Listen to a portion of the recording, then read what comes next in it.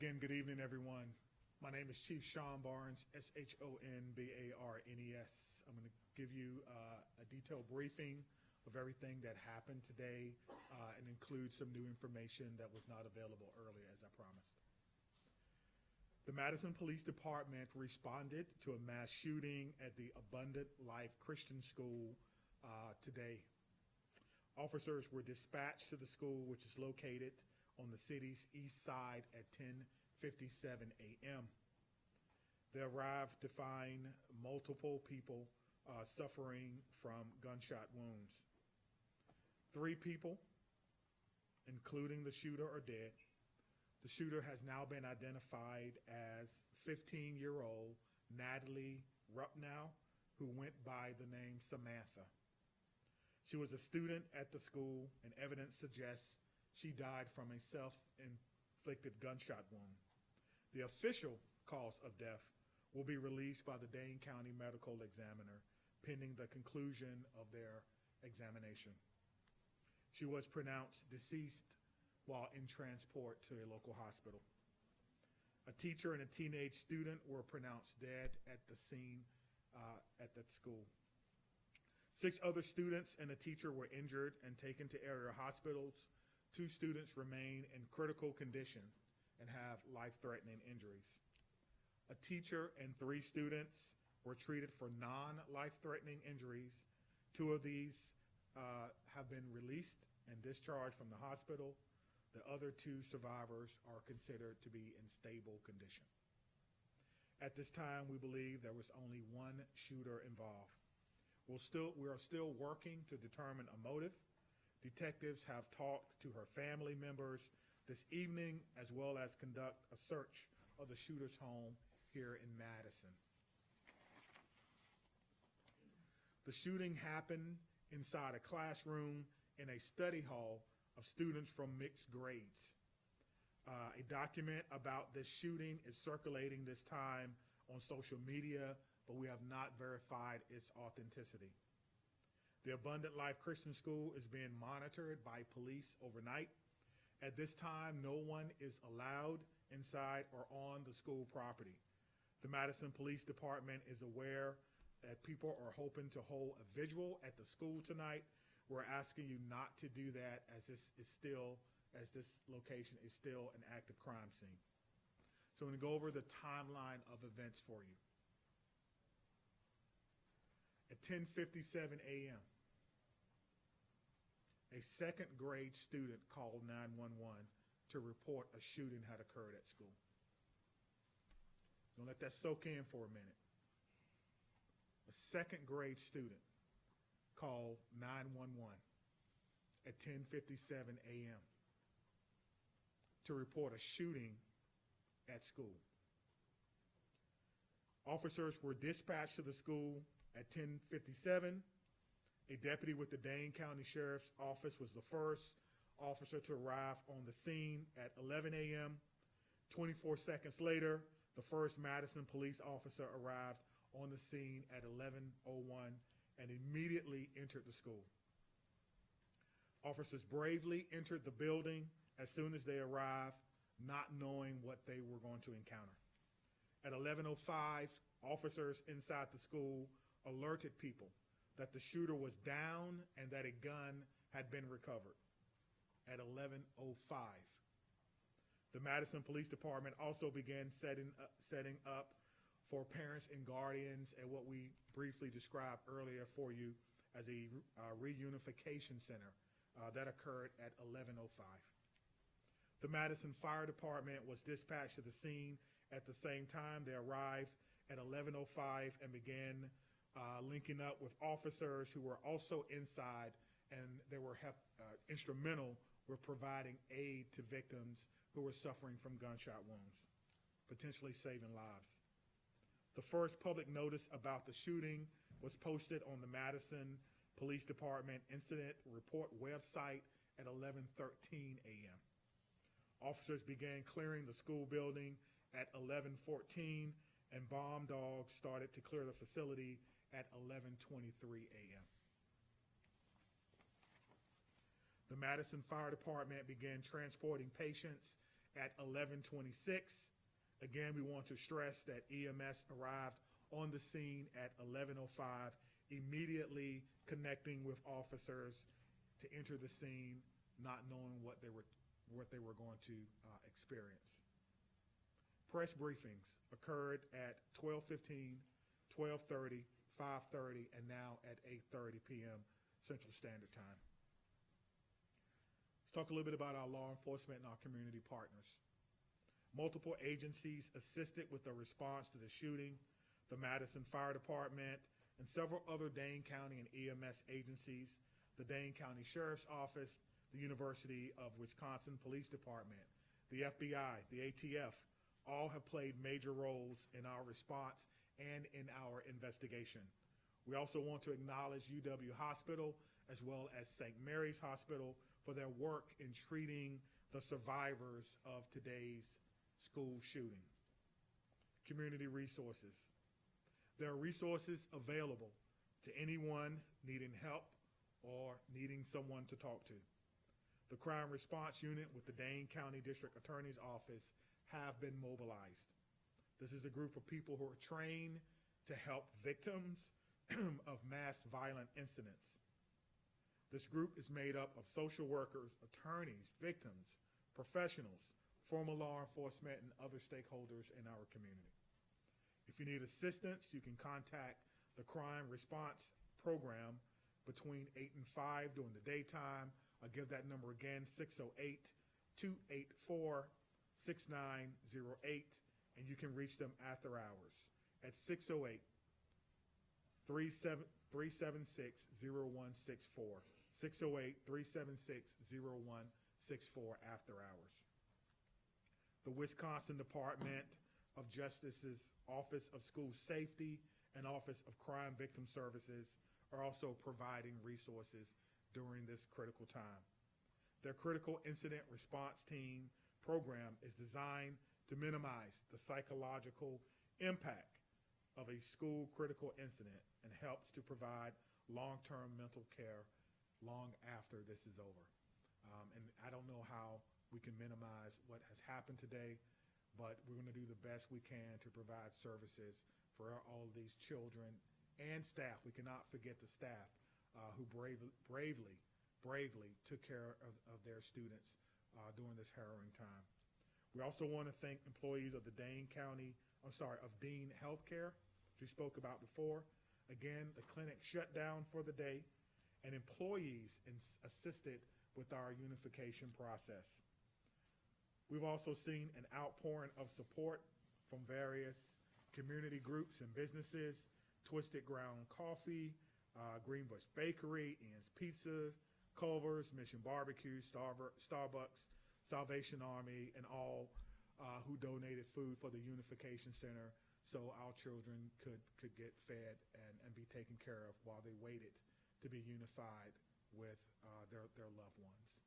So a lot has gone on today. I can tell you that it's not over. I can tell you that our officers and our detectives and our investigators will have to be told to go home. No one is thinking about going home right now. They're going to still work as long as they can to find as much information as they can.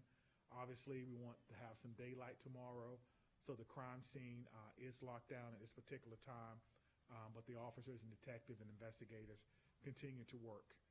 This has been a rough day for our city. This has been a sad day. This is going to be a day that will be etched in the collective minds and memories of all those from Madison. It's been a long day for you as well. Thank you for covering it, trying to get the information out to the public as early and as often as we can. And with that, we'll take any questions. All right, Laura, you want to go first? Sure. So there is a Google Doc that is locked that has been circulating on social media. People are saying that is the manifesto of the shooter. Are you able to talk about that? Yeah, we haven't been able to verify that it's authentic. We're certainly aware that it's been posted, and the person who posted it alleged to have a connection with the victim. We have not located him yet, so I cannot say whether or not that's something that she was a part of. As soon as we can, we'll let you know. The good news is we have shared that with our partners, with the FBI, and so we're certainly looking into some of the things that were written in that particular document. Madison? Right over here, could you just recap those numbers one last time for us on the injuries and the deaths? Sure. There was some discrepancy there. Okay. Ready? Yes. All right, 3 people, including the shooter, are dead.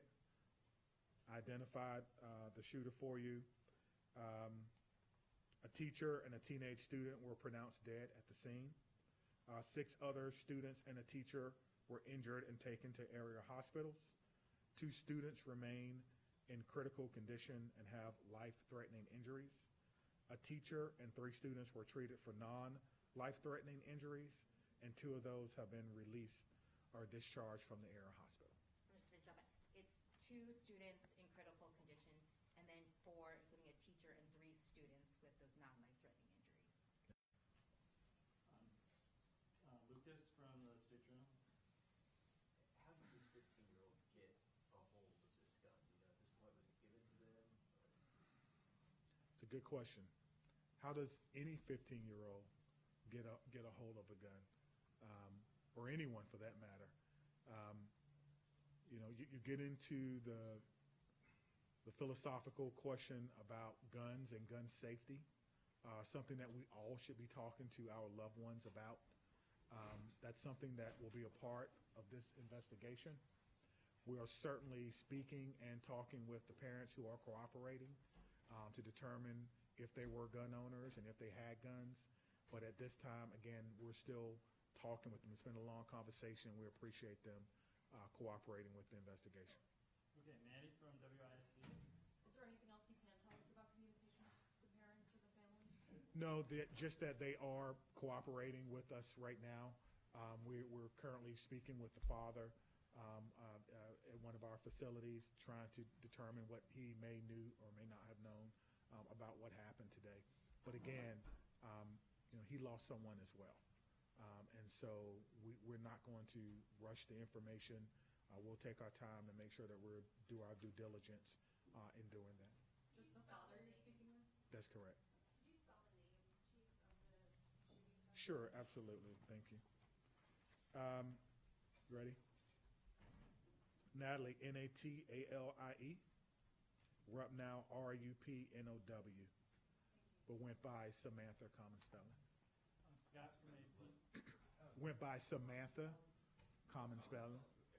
Chief, you said the shooting was at a study hall. Was it all self-contained within that room, including the shooter? Was the shooter in that study hall? Again, I have not been to the crime scene. I was told that it occurred in study hall or during study hall. So there's different students, obviously you can imagine, from different grades that were in there. I have not seen the physical inside of it to be able to answer that question. All right, Tabitha from Chief, it's unfortunately notable that a second grader was the one who made that 911 call. Are you able to share with us, you know, that conversation with that second grader and what parents can do as far as talking to their kids about this? Great. So I'll start with the first thing. What I can share with you is that our 911 dispatch communicators are trained to talk to children. We've talked children through parents choking. We've talked children through CPR and a variety of other things, even giving birth, believe it or not. So they are trained to do that. But to me, it makes my heart skip a beat to think about that. Now, we teach our kids, if something's wrong, call what? 911. And so the child was able to do that. Give me your second question again, please. Yeah, you know, when it comes to terms of parents talking to their children about this, specifically about what happened today, but then also, you know, calling 911. Yep. So the message for parents, for me, is simple. It's the same thing that I would tell my children.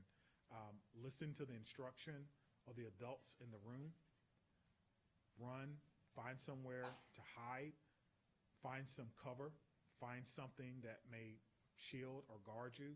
But the most important thing is listen to the adults in the room, because they've gone through the training to perhaps keep everyone as safe as they possibly can. Phoebe from Wisconsin Watch? Chief, there's been a lot of misinformation online, including from prominent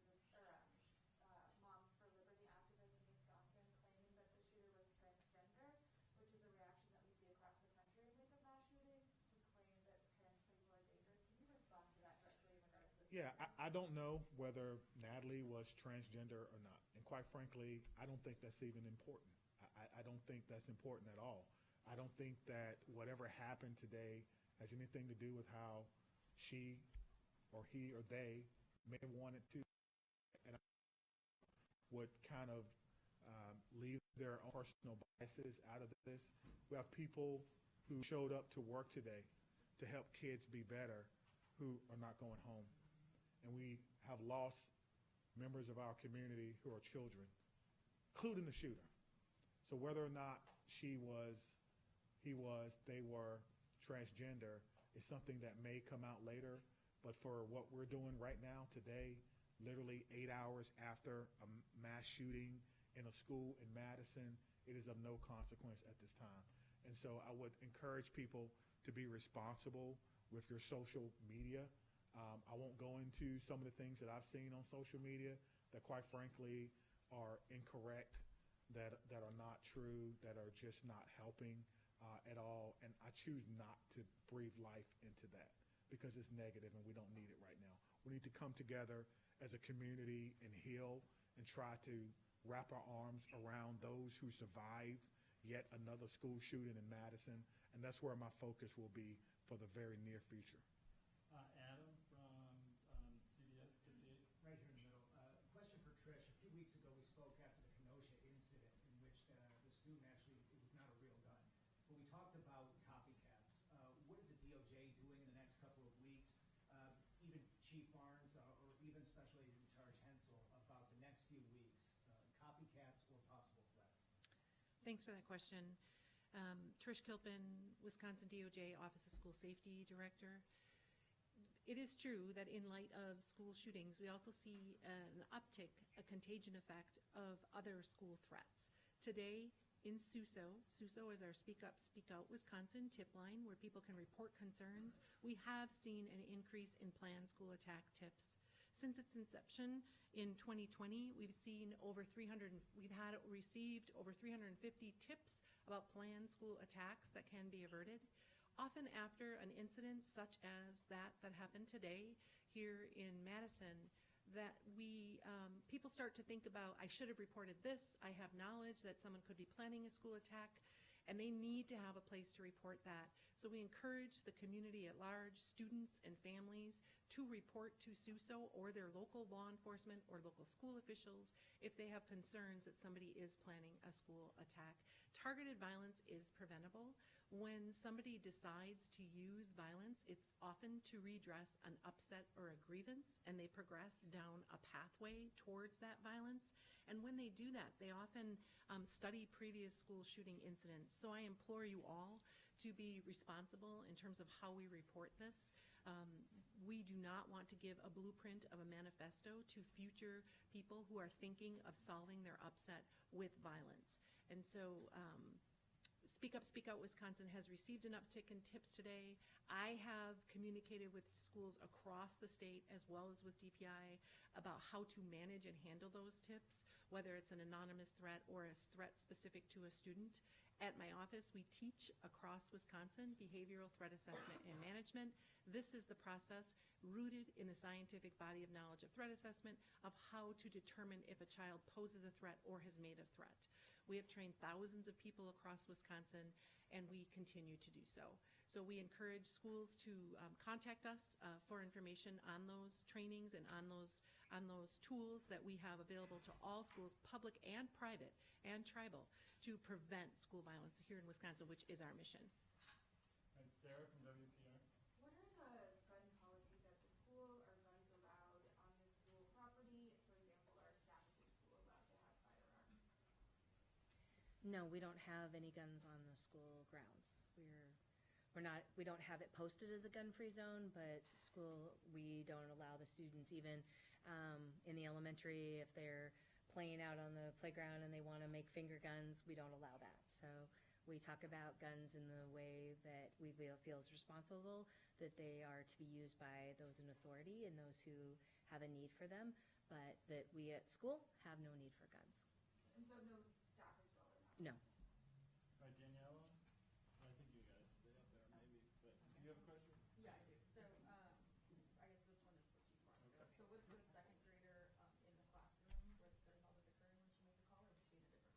think it was in a different classroom, but obviously the sound of a firearm is usually unmistakable. And then again, we heard how the teachers reacted. Lockdown, lockdown. The students know what that means. Some level of preparation, and then of course a call from the student, 911, of an active shooter.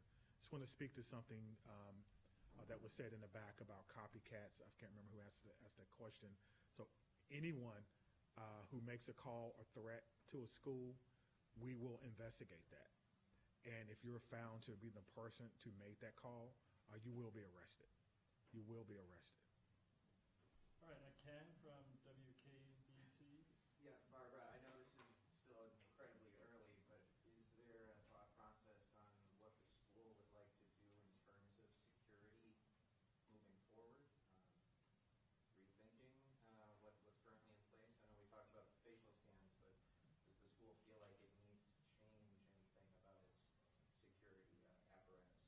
So we're not the experts in security. We work with the experts in security, and so obviously as we go through this process and review it, we'll talk with those who have better knowledge than we do.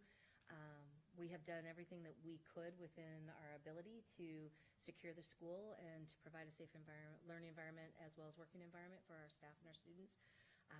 But as we review things, that would be something that we continue to do with our Madison Police Liaison and then the Office of School Safety. So I can't speak to that now just because it's so close, but obviously that is something that we will continue to look at. We want our students to feel safe and our faculty to feel safe and guests to feel safe when they're at Abundant Life. I'll speak to that. Jenna? Let me just speak to that again. We stated this earlier, there'll be an after-action report where our police department, fire department, all those who were involved will sit down and we'll go through this event. And so the after-action report is not to find fault. It's not to find liability. It's to find areas for improvement for everyone.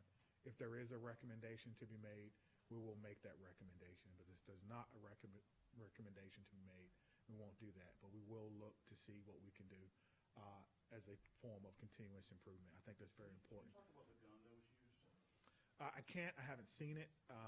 It's obviously, it may still be on property because you have to be very careful about how we take things from the scene and how we document those. But I know it's a handgun, but I cannot tell you any other characteristics of it at this time. All right, Jenna? I'm sorry. Was Natalie on your radar at all, on MPD's radar, and have you ever had any sort of interaction with her previous to today? I don't know if we've ever had any interaction with her to today. That's something that our intelligence analysts will be looking at and going through. Again, we've recently made the positive ID, and so that will be part of the investigation. To my knowledge, I'm not aware that we have had any issues with her. I think if there were, we certainly would have had some type of intervention, but I'm not aware of that. But again, that's part of the investigation. We have a criminal intelligence section, and part of their job is to try to do background on people and where they are. And in addition to that, we also have some resources from the FBI, just in case people live other places, right? Not just in Madison. And so we're trying to put it together. I think that's what you're trying to get at. What do we know about this person? All right, we'll get back to you, but Okay. one of you from ABC? All right. Is there any additional information that you can give to us on Natalie? What her academic record, disciplinary record, if any? Was she integrated into school? Did she have friends? Is there any color you can share with us on, if there were signs of bullying or anything like that? Yeah, so obviously that may be a question from the school, but I don't think they can answer that right now. She is a child, and so you're asking about, some personal and private things about them that I don't think they would be at liberty to share at this time. But certainly if she has friends, people will say what they think about her, but just be careful with that information and sharing that. Again, she's still a child, and so some of those information we will not be able to share with you. Okay, Whitney from CNN? We've covered, several cases recently where parents are eventually charged. Are you questioning the parents with the, in mind there might be potential charges for the parents? No, the parents are fully cooperating. We have no reason to believe that they have committed a crime at this time. Mills? As far as the suspect goes, do you know if she planned the attack? And then also too, do you know if she lived with both of her parents or one? Yeah, again, that goes to motivation, which we are not fully aware of at this particular time, and whether or not who she lives with. That kind of speaks to some of her personal attributes, which I'm not going to discuss at this time. Do you believe she planned this? I do not know. I do not know. All right, Ashley from WI. Can you tell us at all what may have been recovered in search of the shooter's home, and also what grade was she in? I'm not sure what grade she was in, but they're still searching, and so they're still going through evidence in the home, and so we do not have a complete list of the things that were collected from the home. Again, that was done with the consent of the parents. Earlier, we talked about a search warrant. We did not have to execute that search warrant because we had the full cooperation of the parents. Were there any weapons? Again, that would speak to what was collected, and I don't not know what was collected because I believe they're still working to go through that home. All right, Blake? Chief, back here, can you confirm at this point the investigation of the home on Delaware Boulevard is the suspected shooter's home? Yes. And second part of the question, you talked about your officers running in to that scene. Can you talk about the conversations that you've had with those officers and what is kind of going through their mind mentally right now as they begin to kind of tackle this? Yeah, as they begin to kind of sit with what they were asked to do today. Before any officer can leave today, they have to go through what we call a checkout procedure. They have to go to our command post, they have to check out with a supervisor, and then they have to check out with someone in peer support. So no officer will go home today without having the opportunity to talk to someone who wears the uniform, who's specially trained to do counseling and crisis management. And so that's part of our checkout procedure. How do you lead them through this? You know, we do that through compassion, through leadership, through training, through togetherness, through the support of the community, through understanding that this is a job that is very noble, that is meaningful work, and that my job, our job as leaders is to make sure that our work is safe and meaningful. It's safe because we have training and tactics that we employ. We did that today. They know exactly what happens during an active shooter. Stop the killing, stop the dying, stop the threat, then treat other people. They all know that, and they all did that today very, very well in cooperation with other law enforcement officers from around the county. And so that was our message that we've been talking about for a very, very long time. We were able to do that today very, very successfully, well, as successfully as we could. And so today, again, tonight, officers will have to sit with that. We have peer support, EAP, and a variety of things available for those officers who had to endure that today. So thank you for asking that. All right, Laura, real quick, and then we gotta get out of here. So this shooting occurred a couple of hours into the school day. I'm wondering if there were, if anything was reported about, this young woman who did the shooting, if any teachers said anything or any other students. I would not have information about whether or not she had a record with the school, and quite frankly, that would not be something that we will be able to release. Chief, any timeline on when you're going to release the age and names of the other two victims involved in this? Yeah, I think we want to make sure that all family members have been notified. We want to make sure that all family members are okay with it. Obviously, people will start to speculate. We had a question earlier about social media and how powerful that can be, and information that people will put out. But we have a briefing set for tomorrow in our command post at 1 p.m. And so that will be one of the topics of consideration, being able to put out the names of those persons, children, staff member who lost their life today trying to protect each other and get another school shooting. So we'll be back here tomorrow at 1 p.m. and we should wrap it up. Okay. That's all I have. Thank you so much. Thank you.